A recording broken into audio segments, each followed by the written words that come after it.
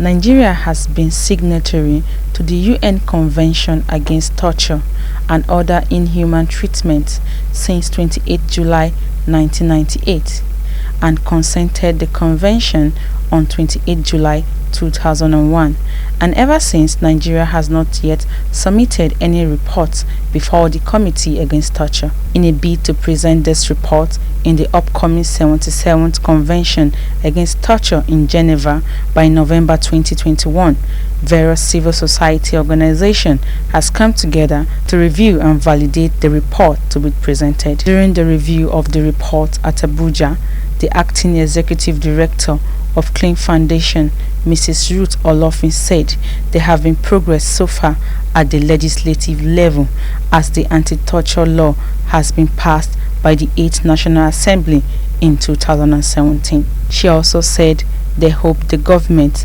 also send their own report. The report is just trying to tell it as it is, that Nigeria has made some progress since 20 years when we ratified that convention. But as it is now, 20 years down the line, these are the issues that we are still dealing with. On the part, like I said, legislation, you have been able to enact laws to prevent, but that you still see pockets of, torture. It is still being used by some of our law enforcement agencies as a tool.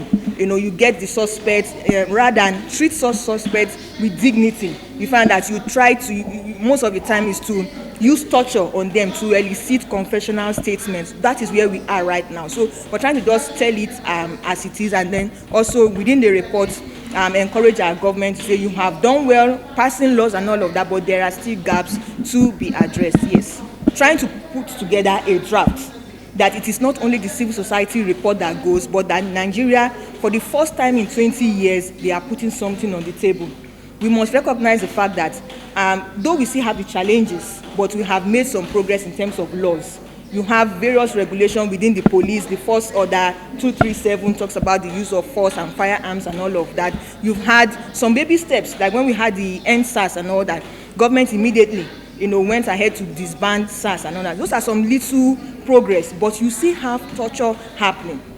And just to say that when we talk about torture, we shouldn't be pointing accusing fingers just to the state agency alone. You have private individuals, so you have people like you and I that will get domestic servants and subject them to inhuman treatments.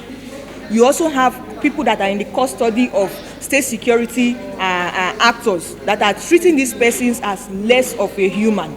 So these are some of the issues that we're trying to put together, that these things still happen despite the fact that we have ratified the laws, but that we are putting some measures in place to address them. So I'm sure that if you're speaking to a government partner, they will also tell you some progress that they are making in terms of addressing the issues. Institutionally, there are also oversight bodies that are trying to oversight these various security agencies. Yes, we have those structures in place, but are they effective enough to ensure that torture actually ends in Nigeria? So it's also a call to those various government agencies that you need to play more oversight, holding these men to account, that if there have been rights violation by any police officers, by any civil defense officers, or what have you, you must hold these persons to account, and they must face the consequences for the actions that they have inflicted on individuals. Yeah. Deputy Director Prawa Ogechi Ogun urged the government to create more awareness to enable Nigerians to know their rights against torture, and also create rehabilitation center for people who have undergone torture. The draft report is trying to present, as much as objectively, the situation of torture in Nigeria.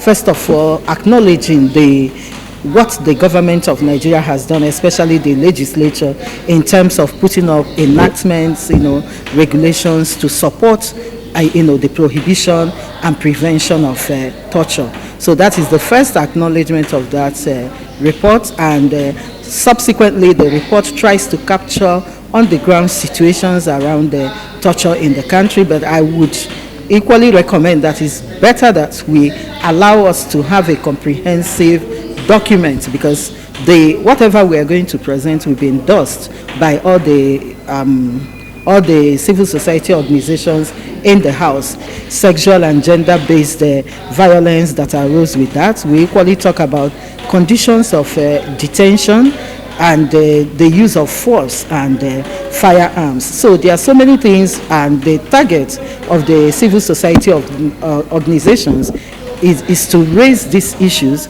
and with the purpose of getting the government to do more. They have actually taken good steps, but when you make laws that are not implemented, especially the Anti-Torture Act, then it's as good as nothing has happened.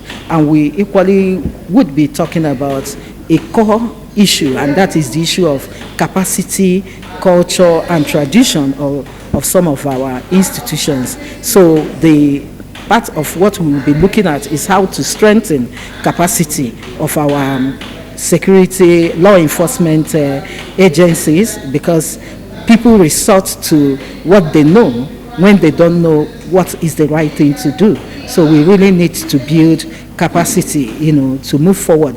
Then to equally, talk about the issue around awareness creation, enlightenment of our people. The public should equally know what are the rights that are due to them.